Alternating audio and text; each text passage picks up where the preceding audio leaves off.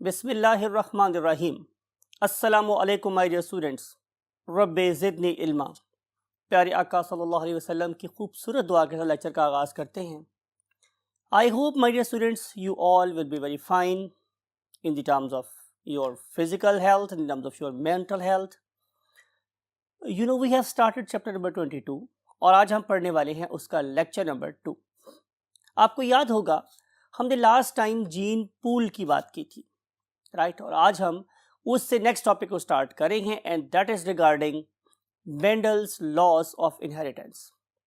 पहले हम कुछ इंपॉर्टेंट डेफिनेशंस लिखेंगे, समझेंगे, अंडरस्टैंड करेंगे और उसके बाद फिर हम लोग आपके बुक के टॉपिक पर वापस आएंगे। आई want to lay a very strong foundation to understand the how we can make crosses, how we can write different attributes of this particular cross, right? So let's move to the whiteboard. Yes my dear students, chapter number 22 lecture number 2 topic का नाम है laws of inheritance. और आमतौर पे laws of inheritance पढ़ाने से पहले हमें कुछ बुनियादी चीज़ों का पता होना चाहिए। आइए हम उन बुनियादी चीज़ों को अंडरस्टैंड करते हैं। सबसे पहली चीज़ माय डियर स्टूडेंट्स ये है कि what is basically a phenotype. तो हम स्टार्ट करेंगे फिनोटाइप से। और मुझे याद है कि हमने लेक्चर नंबर 1 में फिनोटाइप को डिस्कस किया था। मैंने आपको फिनोटाइप का एक और नाम बताया था और वो नाम क्या था? फोटोटाइप, यानी कि तस्वीर आपको नजर आती है तो एक ऐसा कैरेक्टर जिसे आप देखकर यू कैन से एनालाइज कर सकते हो, that is called as a phenotype. For example, you can say this particular organism may be tall and this particular organism may be short, और हम इसे नाम और देते हैं dwarf. This organism is for example white and this organism is black, right? This particular stem has got a smooth stem and this particular plant has got a pricky stem, right? This plant has got what? Broad leaves and this particular plant has got small and narrow leaves. तो जो चीज को मैं देख के अंदाजा कर सकता हूँ, मुझे देख के पता चल सकता है, दैट इज कॉल्ड एज फोटोटाइप और फिनोटाइप। तो हम लिखेंगे इसको कैसे कि external appearance of an organism, external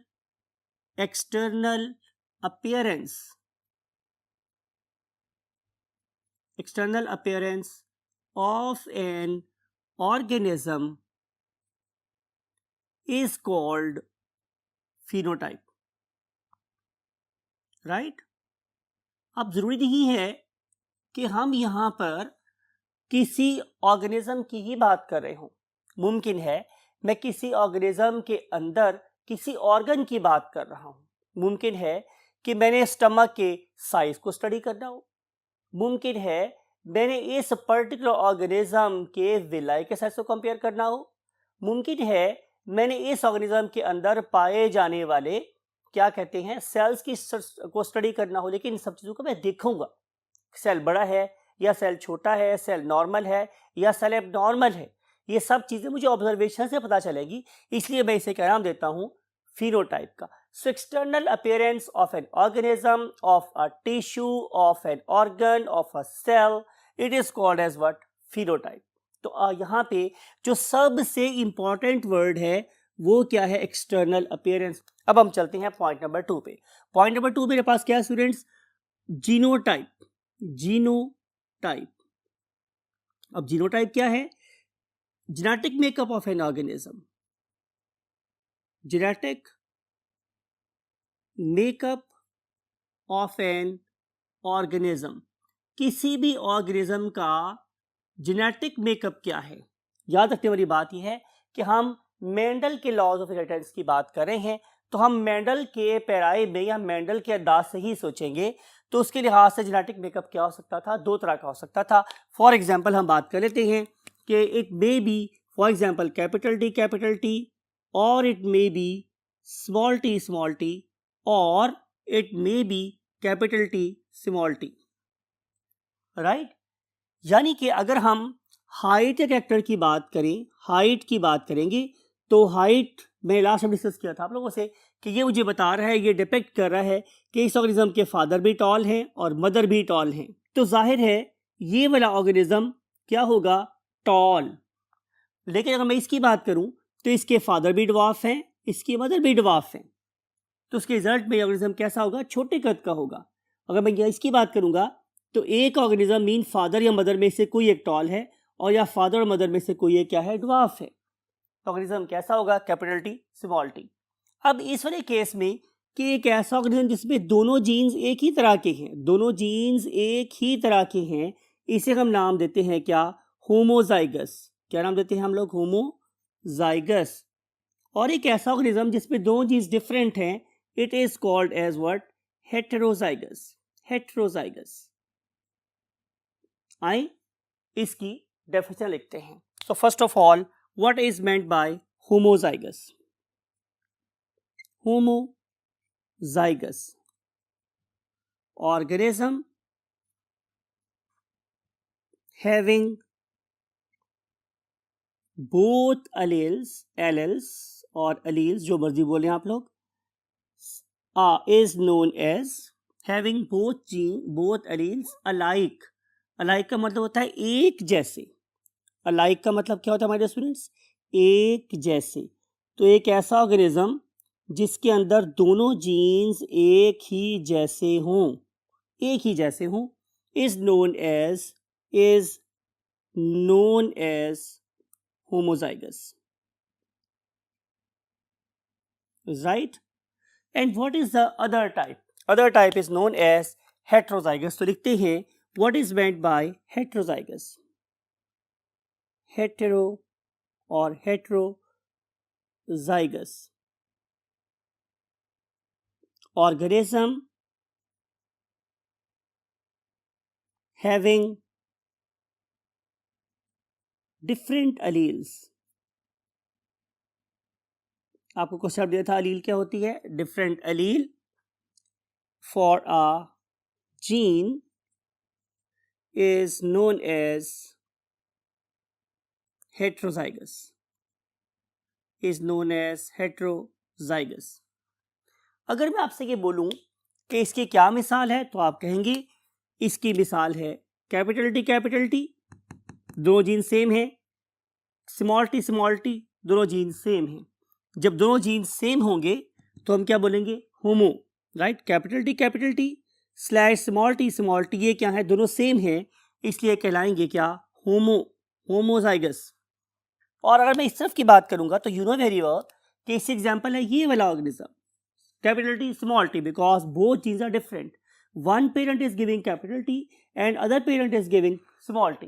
तो जब दोनों जीन्स डिफरेंट होंगे तो ऑर्गेनिज्म क्या बनेगा? Capital T small T. जब डिफरेंट होंगे तो हम वर्ड यूज करते हैं हेट्रो। आपको पता है वैसे भी बहुत पढ़े आप लोगों ने, हेट्रो का होता है अदर, दूसरी टाइप का जीन भी हो, राइट? हेट्रो का मतलब होता है अदर्स। तो इसमें दूसरी टाइप का, अदर को ना दूसरे, तो दूसरी टाइप का जीन भी अगर है तो उसे क्या बोलेंगे? Heterozygous organism. Now we want to write the definition known as somatic cell. What is meant by somatic cells? Somatic cell का मतलब है एक ऐसा cell that is making the body but it is not playing any role in transmission of traits from one generation to other generation. I mean to say कि हम non reproducing या non reproductive cells की बात कर रहे हैं। तो somatic cell मेरे पास क्या होता है? Normal body cell is known as normal body cell, और हम इसे नाम कह देते हैं नॉन रिप्रोडक्टिव सेल। एक ऐसा सेल जिसका रिप्रोडक्शन में कोई रोल नहीं है and has 2n number of chromosome, जिसमें 2n नंबर ऑफ क्रोमोसोम होंगे, that is called as what? Somatic cell, right? So any body cell that has no role to play in reproduction is known as somatic cell. It has got two sets of chromosomes. That is, it has two sets of chromosomes. Two sets of chromosome. यानी कि अगर मैं आप लोगों की बात करूं तो आप कौन है? हज़रत इंसान। तो आप लोगों के टू सेट्स कैसे हैं? 23 + 23 बहुत पड़ा है आप लोगों को, तो कितना नंबर ऑफ क्रोमोसोम हो जाएगा? 46। तो जिस सेल में नंबर ऑफ क्रोमोसोम 46 होंगे, it is called as a somatic cell और नॉर्मल बॉडी सेल। लेकिन किसी भी ऑर्गेनिज्म का नॉर्मल बॉडी सेल कभी भी रिप्रोडक्शन में हिस्सा नहीं लेता, तो वो अल्लाह ने क्या किया हुआ है, उस एक स्पेशल ऑर्गन दिया हुआ है, you know very well, that is called as a gonad. तो उस पर्टिकुलर गॉनेड में क्या होती है, मियोसिस, और उस मियोसिस के रिजल्ट में नंबर ऑफ क्रोमोसोम क्या हो जाते हैं, हाफ। तो जब नंबर ऑफ क्रोमोसोम हाफ हो जाएंगे तो फिर क्या कहलाएगा, वो बनेगा गैमेट। तो आइए हम चलते हैं नेक्स्ट बोर्ड पे और डेफिनेशन लिखते हैं किसकी, गैमेट्स की, right. Now we want to write the definition of a gamete. वैसे तो मैंने बहुत दफा आप लोगों को लिखवाई डेफिनेशन, लेकिन दोबारा लिखवा रहा हूं ताकि शायद कि उतर जाए तेरे दिल में मेरी बात कि what are the basically gametes. तो आंसर इज के gametes are reproductive cells. Gametes are reproductive cells or sex cells. That is woolen grain leading to formation of sperms, and in case of plants we have got eggs developing in ovaries, and in case of animals we have got nothing other than sperms and eggs. Sperms and eggs. तो ये जो मेरे पास sex cell है इसे हम क्या बोलते हैं, गैमेट। यू नो ये कहाँ से डेवलप होते हैं, ये डेवलप होते हैं specific you can say reproductive organ से, that is called as the gonad, right. अब ये जो स्पर्म है और ये जो एग है, या पोलन ग्रेन से बनने वाले स्पर्म हैं और एग हैं, हम इन्हें आइडेंटिफाई कैसे करते हैं। मैं लिख रहा हूँ आप लोगों के लिए प्रॉपर एक वर्ड, आइडेंटिफिकेशन, कि हम उन्हें कैसे आइडेंटिफाई कर सकते हैं। इट इज़ इम्पॉर्टेंट, खास तौर पे जेनेटिक्स के पॉइंट ऑफ व्यू से it is very very important. तो they can be identified by half number of chromosomes, half number of chromosomes. मिसाल के तौर पे कि अगर किसी जगह पे लिखा हुआ है कैपिटल टी, क्या लिखा हुआ है स्टूडेंट्स, कैपिटल टी, तो इसमें 2 कैरेक्टर लिखे गए हैं, तो जाहिर है ये 2 का मतलब क्या होगा कि ये 2n है। 2 का मतलब मेरे पास क्या है कि ये 2n नंबर ऑफ क्रोमोसोम है, और जब मैं इसको रिड्यूस करूंगा हाफ पे तो इससे क्या बन जाएगा, एक ऐसा सेल कि जिसपे नंबर ऑफ क्रोमोसोम क्या है, हाफ है, तो ये बन जाएगा गैमेट। तो पहली बात तो ये हुई कि जितने भी नंबर ऑफ क्रोमोसोम होंगे मेरे पास, for example capital T, capital Y, तो अब कितने हो गए, 4, तो 4 का हाफ क्या होगा, 2, तो अब इसका हाफ मेरे पास कैसे बनेगा, कैपिटल टी और कैपिटल वाई, यानी कि कैपिटल टी इससे आएगा और कैपिटल वाई में से एक यहाँ आ जाएगा और इस रिजल्ट में एक सेल बन जाएगा, that is called as nothing other than gamete. तो इसका मतलब ये होगा माय डियर स्टूडेंट्स कि जितने भी number of chromosome somatic cells में होंगे उनका हाफ नंबर ऑफ क्रोमोसोम किस पे प्रेजेंट होगा, सेक्स सेल में। अगर फॉर एग्जाम्पल लिख देता हूँ मैं capital T, capital Y, capital R, तो इन 6 का हाफ क्या होगा, 3, तो ये बन जाएगा capital T, capital Y, capital R, right. तो नजर आ गया आप लोगों को कि सोमैटिक सेल में नंबर ऑफ क्रोमोसोम कितने हो जाते हैं, डबल, और जो हमारे गैमेट्स हैं, गैमेट्स में नंबर ऑफ क्रोमोसोम कितने हो जाते हैं, हाफ। 2 का हाफ क्या है, 1, 4 का हाफ क्या है, 2, 6 का हाफ क्या है, 3। तो एक तो पहचान मेरे पास ये हुई। दूसरी सबसे अहम पहचान जिसे जेनेटिक्स में इंटरनेशनली यूनिफॉर्मली फॉलो किया जाता है वो क्या है कि हमेशा हम गैमेट के बाहर सर्कल लगाते हैं। आपको फोकस बढ़ाने के लिए आप लोगों का मैं प्रॉपर इनके बाहर सर्कल लगा रहा हूं ताकि आप लोगों को चीज़ ना भूले। अगर आप गैमेट ड्रॉ कर रही हैं लेकिन आप उसे बाहर सर्कल नहीं लगा रहे, इसका मतलब है कि आप एक बड़ा वाइटल नंबर लूज कर रहे हैं। सो आपने इस सर्कल के ऊपर आपको रीइंफोर्स करने के लिए मैंने स्टार भी बना दिया है कि सर्कल लगाना इस पर्टिकुलर जगह पे बहुत ही ज़्यादा इंपॉर्टेंट एक्टिविटी है।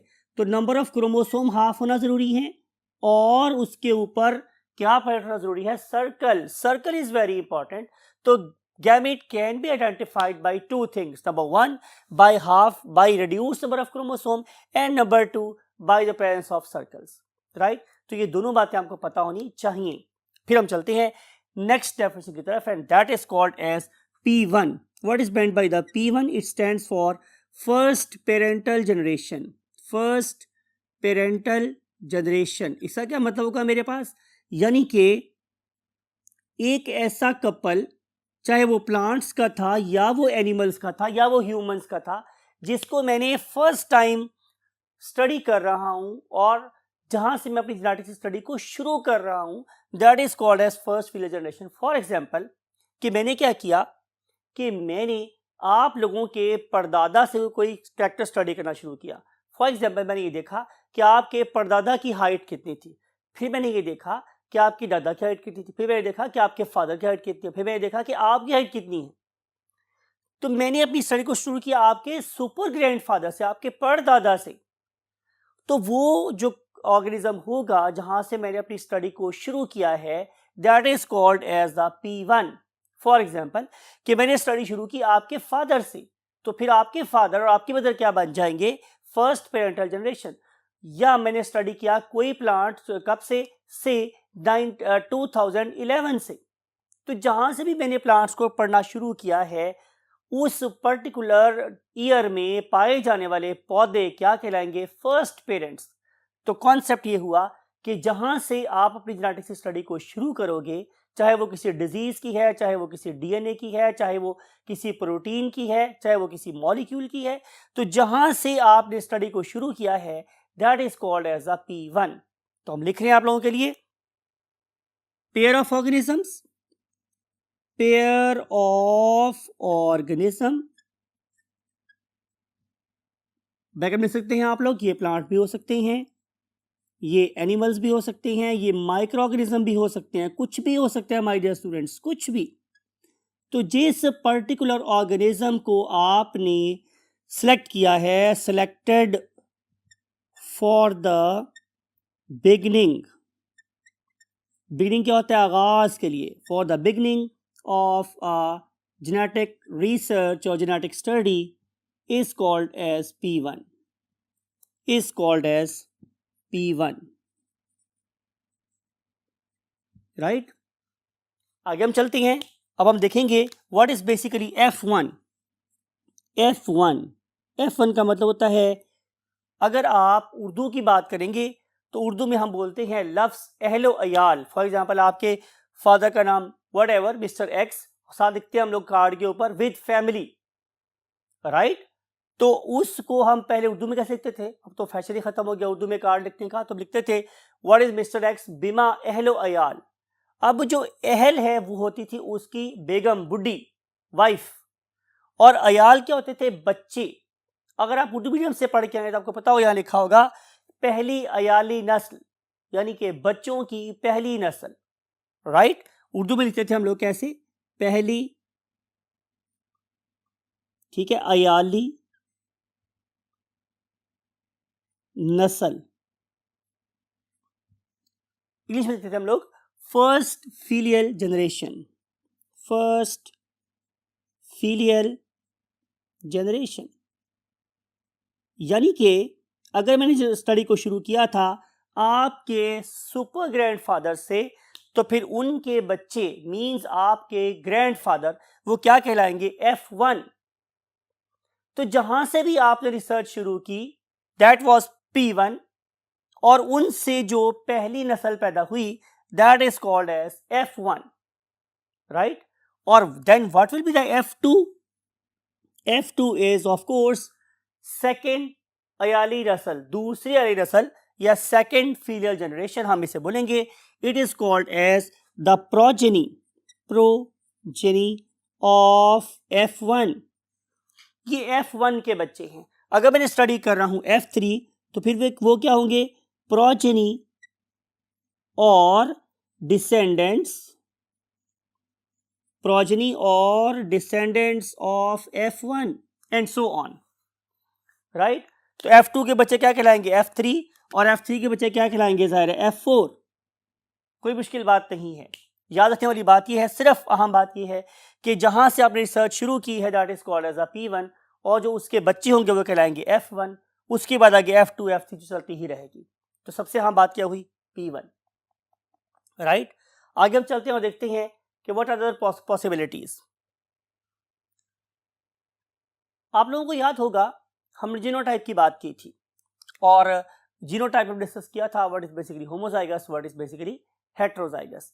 जो हमारे पास हेट्रोजाइगस होता है, हेट्रोजाइगस ऑर्गेनिज्म, जो मेरे पास क्या था, हेट्रोजाइगस ऑर्गेनिज्म, इसके लिए हम कुछ और टर्म्स भी यूज करते हैं। फॉर एग्जाम्पल, प्लांट के बारे में हम उसे हाइब्रिड भी बोल सकते हैं। तो हाइब्रिड होना या हेट्रोजाइगस होना एक ही बात है। सिमिलरली अगर हम इसको स्टडी कर रहे हैं इन the terms of human genetics, तो हम इस हाइब्रिड को एक और टर्म भी यूज करते हैं, that is also called as the carrier. Particularly अगर हम किसी डिजीज की बात कर रहे हैं तो, राइट। तो ये कहलाएगी डिफरेंट और चीजें हैं जो कि इससे रिगार्डिंग हम स्टडी कर सकते हैं। अब हम देखते हैं कि what is basically called as a test cross. क्या स्टडी करें हम लोग students, what is basically a test cross. तो टेस्ट क्रॉस क्या होता है, मेरे पास एक ऐसा क्रॉस जो हम किसी भी अपेरेंटली डोमिनेंट ऑर्गेनिज्म का कराते हैं, अपेरेंटली डोमिनेंट ऑर्गेनिज्म का करवाते हैं। किसके साथ? रिसेसिव के साथ। कौन सा recessive? Homozygous recessive. Homozygous recessive से कराया गया क्रॉस क्या कहलाता है? Test cross. तो बात देखते हैं, एक ऐसा शख्स, एक ऐसा जानवर, एक ऐसा प्लांट जो मुझे फिनोटिपिकली, जाहिरी तौर पर क्या नजर आ रहा है? डोमिनेंट ऑर्गेनिज्म, यानी कि उसके पास कौन सा जीन्स है? डोमिनेंट जीन्स है। लेकिन मैं उन पर्टिकुलर डोमिनेंट जीन्स के बारे में डाउट में हूं कि वेदर ये ऑर्गेनिज्म होमोजाइगस डोमिनेंट है या हेट्रोजाइगस डोमिनेंट है। तो इस ऑर्गेनिज्म की डोमिनेंस को चेक करने के लिए कि इसकी डोमिनेंस होमोजाइगस है या हेट्रोजाइगस है, मैं क्या करूंगा? मैं उसका क्रॉस कराऊंगा होमोजाइगस रिसेसिव के साथ, राइट। तो फिर ये क्रॉस क्या कहलाएगा? Test cross. इसका मतलब ये है कि अभी हमें इसको भी समझना है कि what is basically a dominant organism, right. Look at this, हमने लिखा कि डोमिनेंट क्या होता है, डोमिनेंट क्या होता है। चलिए, बजाय कि हम इसे ऑर्गेनिज्म के बारे में डिस्कस करें, क्यों ना हम लोग डोमिनेंट जीन की बात करें या डोमिनेंट एलील की बात करें। ठीक है, अ जीन और अ ट्रेट और अ कैरेक्टर। ठीक है, अ जीन, ट्रेट और a character that appear in all generations. It is important that appear in all generations. ये एक बहुत ही इंपॉर्टेंट बात है, स्टार बात है। एक ऐसा कैरेक्टर, एक ऐसा फीचर या एक ऐसी जीन या एक ऐसा अलील जो अपने आप को हर नस्ल में अपीयर करवाए is called as dominant gene और एलील। दूसरी बात क्या है कि it can mask the effect of other gene. अगर इसके मुकाबले पे कोई दूसरी अलील प्रेजेंट है या जीन प्रेजेंट है तो ये उसके इफेक्ट को मास्क कर सकता है, राइट। इसे हम क्या बोलते हैं? Dominant gene. तीसरी बात मैंने क्या बतानी है आप लोगों को कि इट इज रिप्रेजेंटेड बाय